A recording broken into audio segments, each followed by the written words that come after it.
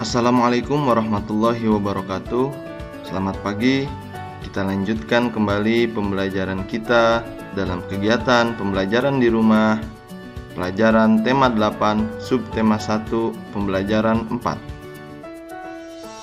Apakah kalian sudah siap? Mari kita mulai pembelajaran kita, diawali dengan berdoa. Berdoa dipersilahkan.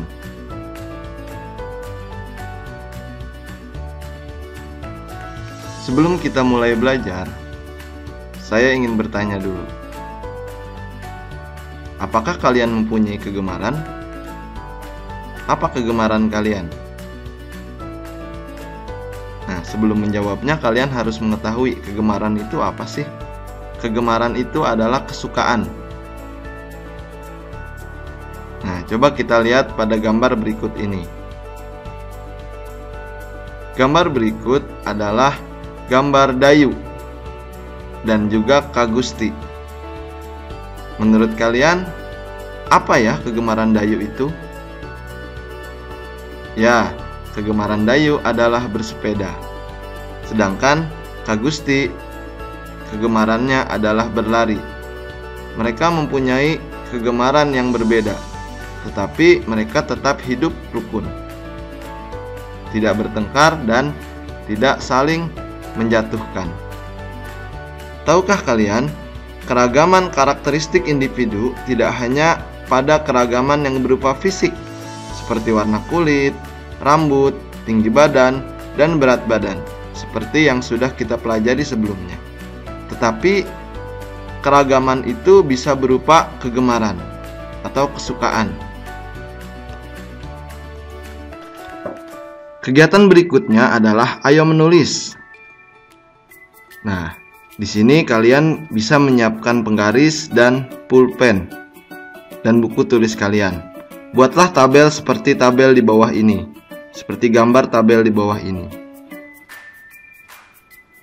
Selanjutnya, kalian lakukanlah wawancara dengan anggota keluargamu. Bisa ayah, ibu, kakak, adik. Nah, kemudian kita sendiri. Tanyakanlah kegemaran setiap anggota keluargamu dan lengkapilah kolom berikut berdasarkan hasil wawancaranya. Jangan lupa ketika melakukan wawancara, lakukanlah wawancara dengan sopan dan bahasa yang baik. Ingat. Nah, anak-anak, berikutnya tulislah materi berikut ini. Setiap perbedaan yang ada di dalam keluarga itu, termasuk perbedaan kegemaran, itu semua ada manfaatnya. Contohnya yang pertama adalah menambah keakraban di antara anggota keluarga. Contohnya adalah seperti Dayu dan Kak Gusti. Dia ketika Dayu capek dan mengayuh sepedanya, maka Kak Gusti yang sedang berlari bisa naik sepeda dan membonceng Dayu. Yang kedua, manfaatnya adalah untuk meningkatkan toleransi terhadap perbedaan. Toleransi adalah sikap saling menghormati. Nah, jadi kita bisa saling menghormati walaupun kita berbeda-beda kegemarannya, kita bisa saling menghormati antara sesama keluarga. Yang ketiga, sarana komunikasi yang baik. Contohnya adalah ketika ada anak-anak yang mempunyai perbedaan kegemaran, maka mereka bisa menceritakannya kepada anggota keluarga yang lain. Dan kemudian yang keempat adalah sebagai sarana hiburan keluarga. Contohnya, ketika semua anggota keluarga melakukan kegemaran, maka semua anggota keluarga itu pun akan merasa terhibur.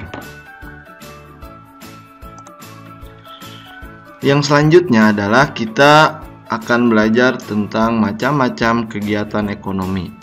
Perhatikan gambar berikut ini. Pada gambar yang pertama, terdapat seorang petani.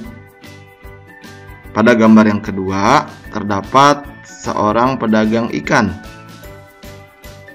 Dan pada gambar yang ketiga terdapat gambar ibu sedang memasak di dapur. Maksudnya apa? Mari kita bahas satu persatu.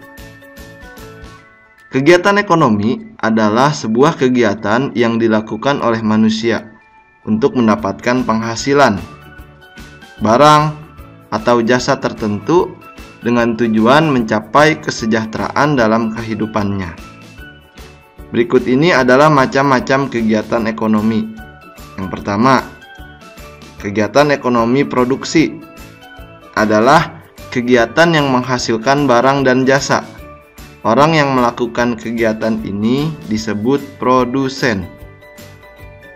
Nah, jadi petani pada gambar yang pertama bisa dikatakan sebagai kegiatan ekonomi produksi karena dia yang menanam tanaman untuk bisa dijual dan untuk bisa dinikmati. Seperti contohnya, petani menanam padi, menanam sayur-sayuran. Nah, orang yang melakukan kegiatan ini disebut produsen. Jadi petani itu adalah produsen. Yang kedua adalah kegiatan ekonomi distribusi, yaitu kegiatan yang menyalurkan barang hasil produksi dari produsen kepada konsumen.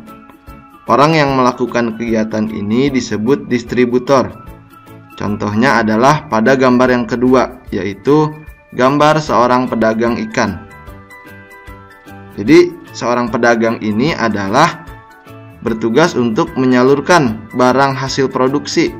Seperti contoh, pedagang membeli sayuran dari petani. Lalu, pedagang dibeli sayurannya oleh ibu untuk memasak di dapur. Yang ketiga, konsumsi, kegiatan ekonomi konsumsi, yaitu kegiatan yang memakai barang-barang hasil produksi. Orang yang melakukan kegiatan ini disebut konsumen. Nah, jadi contohnya adalah pada gambar yang ketiga, ibu sedang memasak di dapur. Ibu akan mendapatkan bahan-bahan untuk memasak, itu adalah dari barang-barang hasil produksi, yaitu produksi dari petani, sayur-sayuran, lalu melewati pedagang sebagai penjualnya, lalu ibu membeli sayur-sayuran itu melalui pedagang yang disebut dengan konsumen. Jadi ibu memasak di dapur itu disebut konsumen, atau ibu membeli barang di pasar itu disebut konsumen.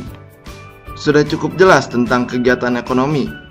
Mari kita lanjutkan ya. Ternyata kegiatan ekonomi itu sangat dipengaruhi oleh lingkungan dari daerahnya. Misalnya daerah Tabanan.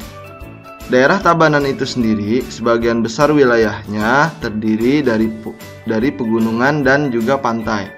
Sehingga kegiatan ekonominya juga meliputi yang pertama di bidang produksi. Itu ada pertanian, peternakan, dan industri kerajinan. Lalu yang kedua di bidang industri yaitu perdagangan dan penjualan. Lalu yang ketiga, kegiatan ekonomi konsumsi berupa pembelian sayur-sayuran untuk kebutuhan hotel dan masyarakat. Dengan demikian, jenis pekerjaan yang ada di Kabupaten Tabanan sesuai dengan kegiatan ekonominya adalah di bagian produksi, ada petani, peternak, pengrajin, dan nelayan. Sedangkan di bagian distribusi, ada pedagang, sopir, kuli angkut, agen, dan petugas pengirim paket. Coba kalian tanyakan kepada orang tuamu tentang kegiatan ekonomi apa saja yang ada di daerah rumah kalian. Jangan lupa ingat kembali daerah kalian itu apakah termasuk daerah pegunungan, dataran tinggi, dataran rendah, atau pantai. Karena kesemua itu akan mempengaruhi jenis kegiatan ekonomi dan pekerjaannya. Pada kegiatan selanjutnya, ayo mengamati. Lihat di halaman 36 dan 37. Yang pertama, amatilah lingkungan tempat tinggalmu. Yang kedua, identifikasilah kegiatan ekonomi yang ada di lingkungan tempat tinggalmu. Yang ketiga, Identifikasi pula jenis pekerjaan yang terkait dengan kegiatan ekonomi itu. Dan yang keempat, tuliskan hasilnya pada kolom berikut. Maksudnya adalah, pada halaman 36, kalian memberikan contoh kegiatan ekonomi yang ada di sekitar kalian. Yang pertama, yang masuk ke dalam kategori kegiatan ekonomi produksi itu apa saja. Yang kedua, yang termasuk ke dalam kegiatan ekonomi distribusi itu apa saja. Dan yang ketiga, yang termasuk ke dalam kegiatan ekonomi konsumsi itu apa saja. Jika kalian belum memahami, bisa melihat ulang video sebelumnya, karena sudah dibahas tentang contoh-contoh kegiatan ekonomi produksi, kegiatan ekonomi distribusi, dan kegiatan ekonomi konsumsi. Lalu pada halaman 37, jenis-jenis pekerjaannya yang terkait dengan kegiatan ekonomi di lingkungan tempat tinggalmu itu apa saja jenis pekerjaannya. Contoh produksi itu apa saja pekerjaannya. Yang kedua distribusi apa saja pekerjaannya.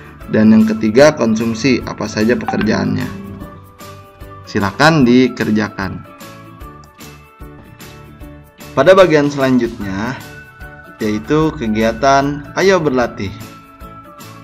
Perhatikan halaman 38 dan 39. Pada pembelajaran yang lalu, kita telah belajar tentang teks cerita fiksi dengan judul Asal Mula Bukit Catu. Nah, sekarang bacalah kembali cerita yang berjudul Asal Mula Bukit Catu pada pembelajaran sebelumnya. Lalu yang kedua, identifikasilah tokoh utama dan tokoh tambahan pada cerita tersebut.